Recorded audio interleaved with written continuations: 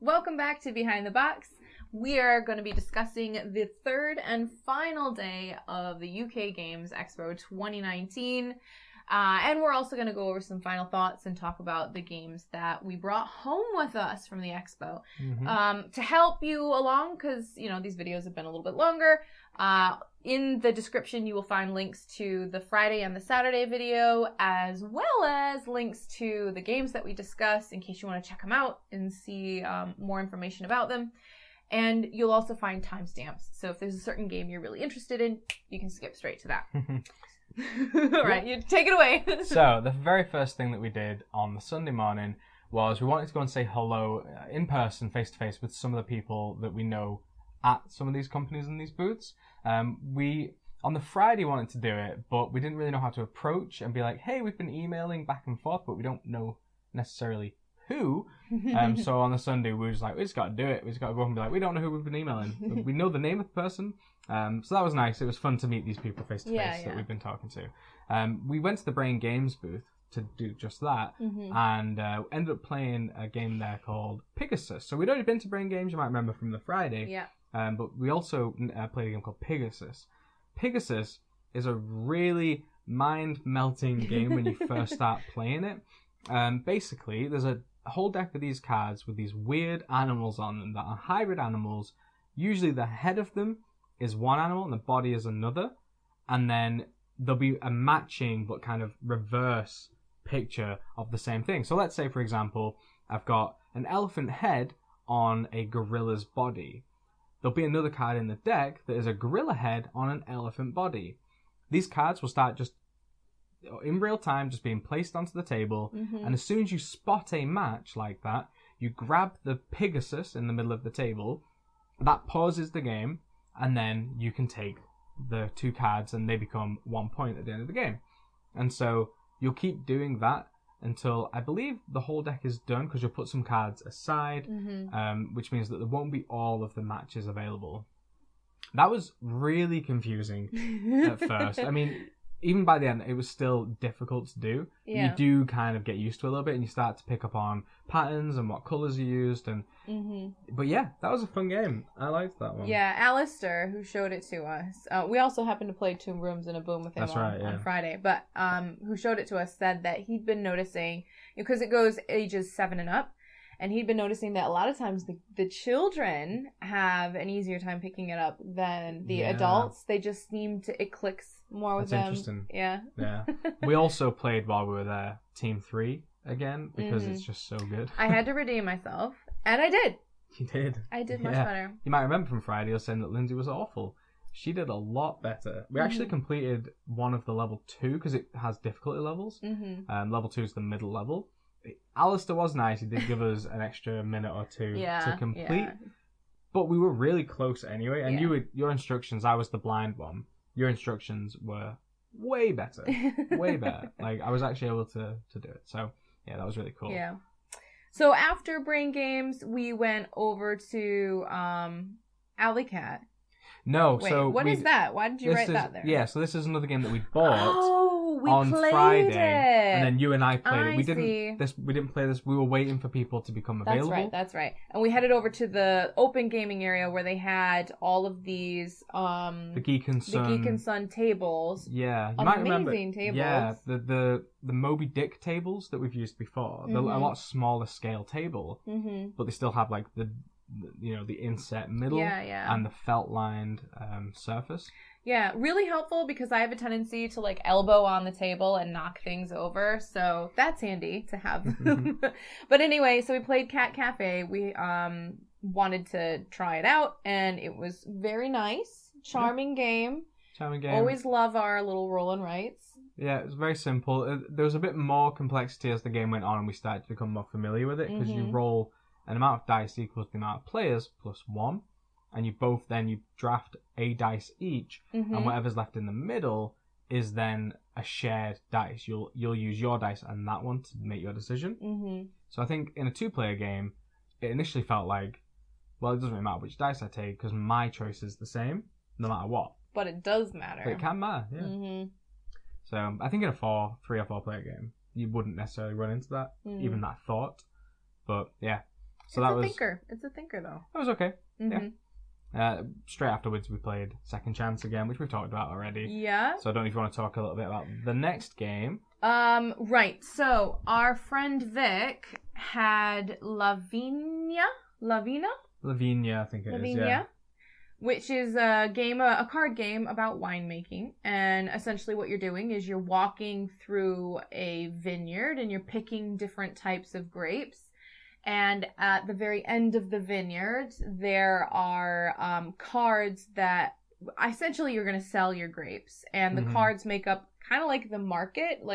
Yeah. And you fill up these cards with barrels. Now, sometimes they'll be looking for Chardonnay. But it's got to be pure Chardonnay. You can't be messing about with other grapes. You got to make sure that your bucket that you have only has Chardonnay in it. And then when you get to the end, you can get lots of points for that. But it's not that simple because the grapes grow in a way that some are covering others. So you're laying cards on top of the others. And so you can only take from the nearest grapes. But then you can get tools that can help you take from behind or take more grapes. And yeah, it was an interesting game. It was fun. Yeah. It was more fun than I expected it to be. It's kind of interesting. There's a cool mechanic that Tokaido uses, which is where it goes, whoever's the furthest back, they get to go first. And whoever then is the new furthest back, they get to go, continues that way. So you can go anywhere on this track that is basically the path through the vineyard. But the further forward you go, it means that the other two people could just keep leapfrogging each other until they reach you, pass you, and then you can go again. So sometimes you'll want to jump further ahead because there'll be a really high value like Chardonnay grape, like you said, and maybe I've got a bunch of Chardonnay already, and that's the only thing that I can really utilize my time with this turn. But maybe I can get it later on and pick up a couple other things now to also sort of stockpile for next round when I'm going to try and achieve a different objective.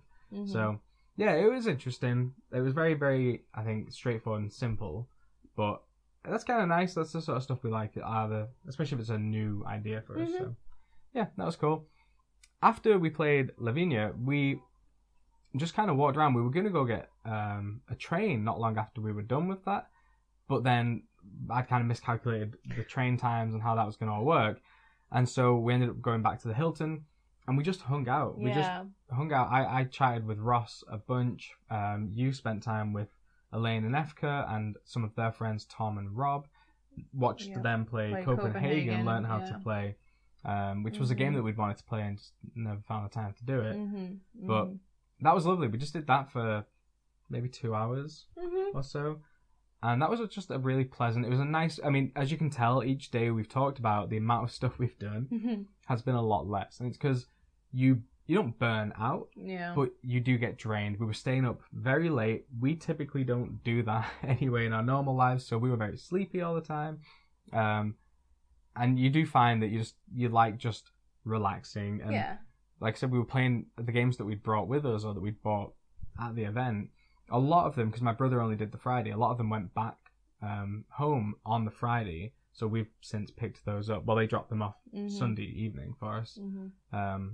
And so we didn't have to worry about lugging all those games. But then we also didn't have a lot of other games with us to play. So that's why we've been playing the same games over and over again.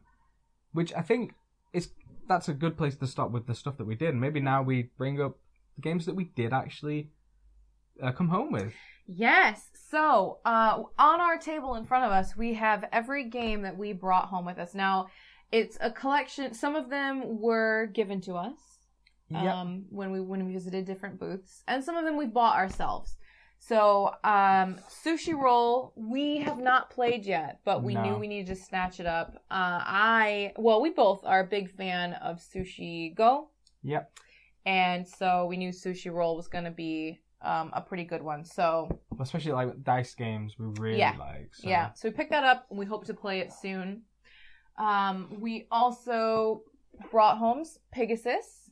Yeah. Yeah. We should mention we were given a copy of Pegasus. We bought Sushi Roll just so you're not like, oh, what did they, Yeah. And Snowman dice also which we talked from about the same Friday video. booth. Yep. But we've got 2 nephews, so we've always got our eye out for good, like, family game, kid games, and so... Yeah, I think that's going to be a huge hit. Yeah. Yeah. We've talked about them already, but Second Chance and Cat Cafe.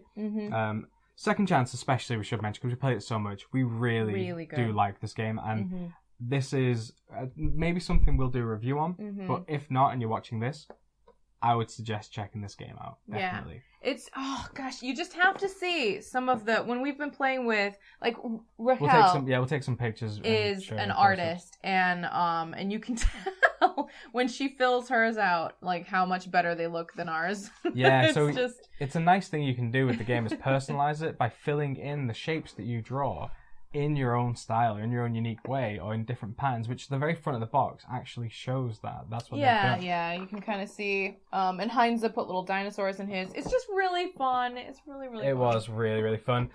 Just to continue on with the idea of roll and write type games, we picked up Imperial Settlers Roll and Write. This is not a game that we've played before. I trust Portal Games to make good games. So far, we've not been let down by them. So we kind of jumped on that little hype train a little bit. We heard that people were excited about it. I think it was on the Tabletop Together tool website. I think this was the most like anticipated game that people were most excited about. So this was the very first game we bought. We went straight to Portal Games, and we were like, we should get a copy of this right now. It wasn't very expensive. We've not played it yet, but I have high hopes. I think it's going to be a very clever game. Should mention, well, we paid for both Cat Cafe and Second Chance.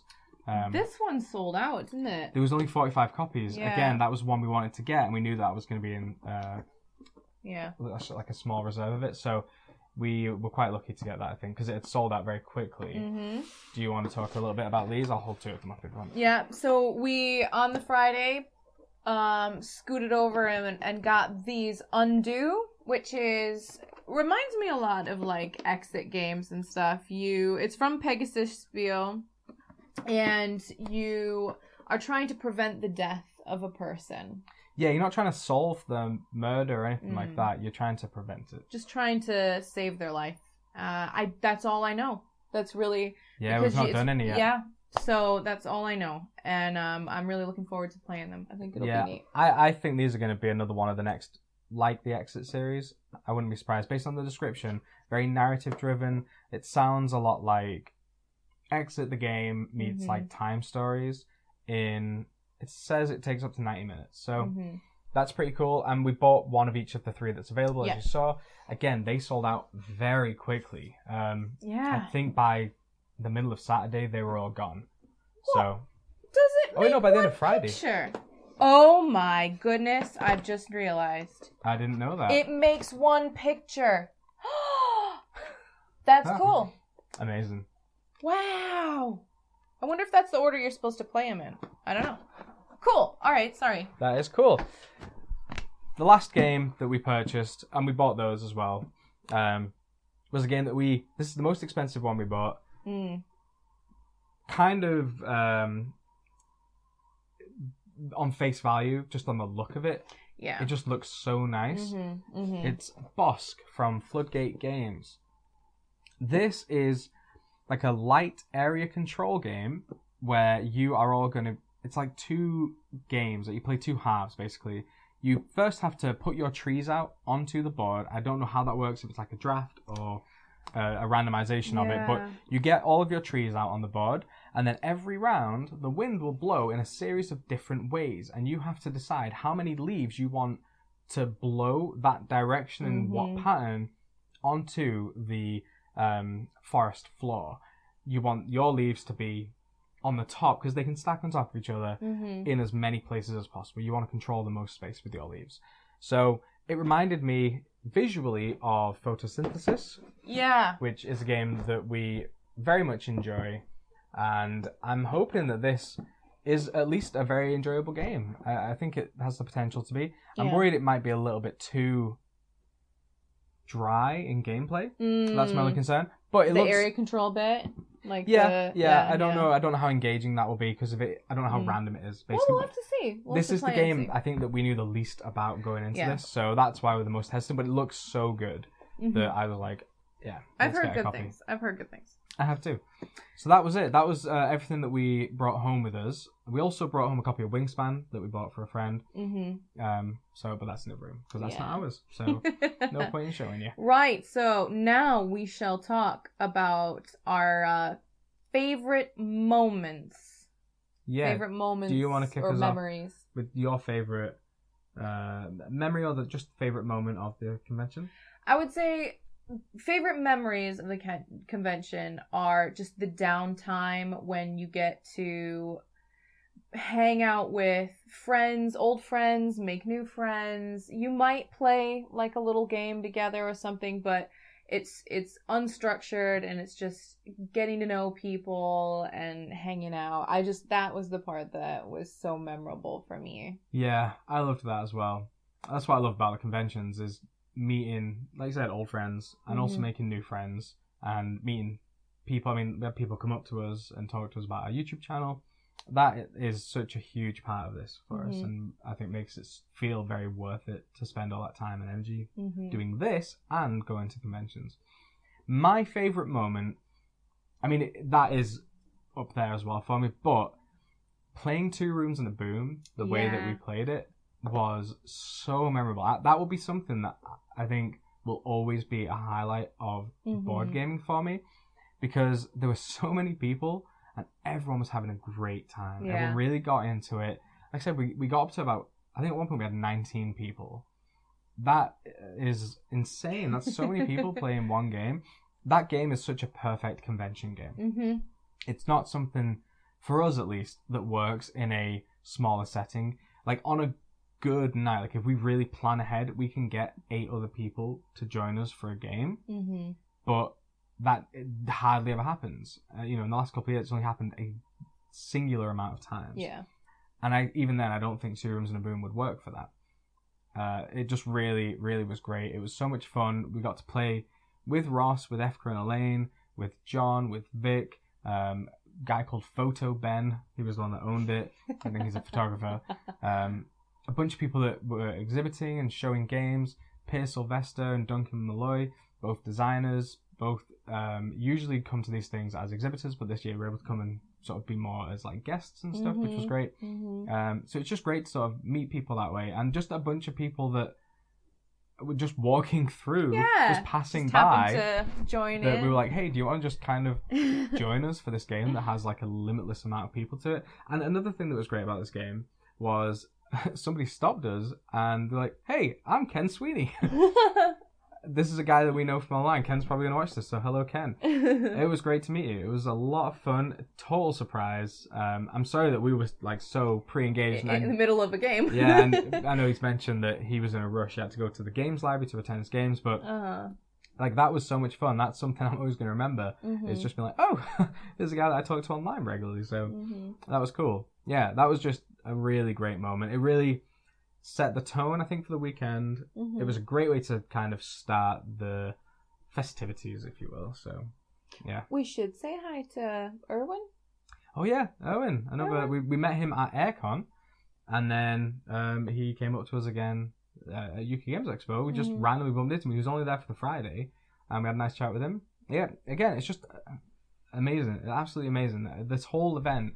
That's the thing. It's hard to pick one highlight. Yeah. Because so much of it is enjoyable and lovely, and it makes me want to do it every weekend. Yeah. Even though we were knackered by the end of the Sunday, I'm really tired now. It was just so good. It was really so nice. Fun. Okay. Right.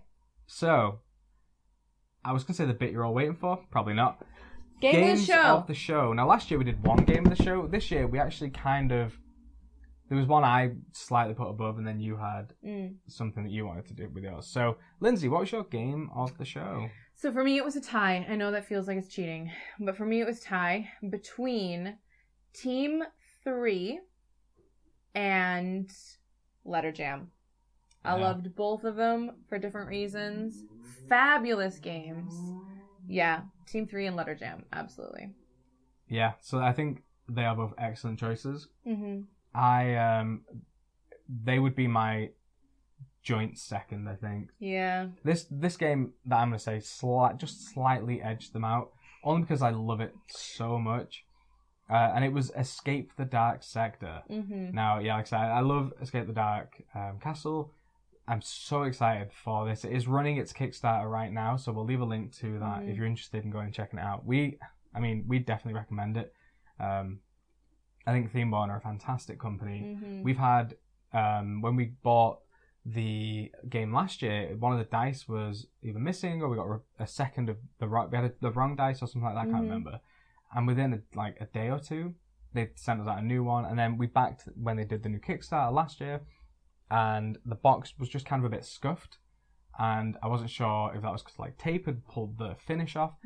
And again, within a week or two, we had a whole new replacement box. Yeah. And they were just very professional, very good along the way. They're lovely people. Great company. The people that work for them are wonderful. Yeah. People at the booth were wonderful. Yeah, I mean, we can say that about any of those people. Well, yes, everyone's like that, but you yeah, know, we've personally... Yeah, we're very impressed with them. And the game itself is really good. Really, really solid. I'm very excited. All three of them were amazing games, and we're going to own all three of those games. Yeah. So, yeah, that is it. That is our UK Games Expo 2019 experience. Do you have other thoughts? Anything that we've missed that you can think of? Or are we all squared away? I just want to promote the event. I think UK Games Expo is phenomenal. It's a great way for people who are passionate about board games to come together. You bring your kids. There's so much kid stuff going on there. Nigel at Imagination Gaming runs an amazing family zone. Yes. Yeah. Yes. It's just a wonderful place to be. So if you're thinking about doing it, just do it. It's great. Honestly. Yeah. And that's not even a press thing bias. No, it is just gamer to gamer. Even if we stopped doing this today, we would still go every day. Yeah. So thank you very much for watching. Like we said, we'll leave links to everything down below. The previous 2 days, if you've not watched them and you've gotten this far in this video for some reason, you can go check them out if you want. Thank you very much. Hopefully, we're going to be attending more events over the next year. But if you're not and you're going to be going to UK Games Expo, hopefully we'll see you there. We always want people to come and say hi. So because we always get messages, people are always like, "Oh, sorry, but I didn't want to come over," and do it. Yeah. I don't care. I don't know. Lindsay doesn't care. So. No, I don't care. Yeah. Thank you very much. We will see you again next week. Bye. Bye. Yeah. Cool. It's like he was leaning back with it. You just gotta chill out, Linz. Don't do that to yourself. You're better than that. You know? Yeah? Yeah. Like that? Yeah, cool.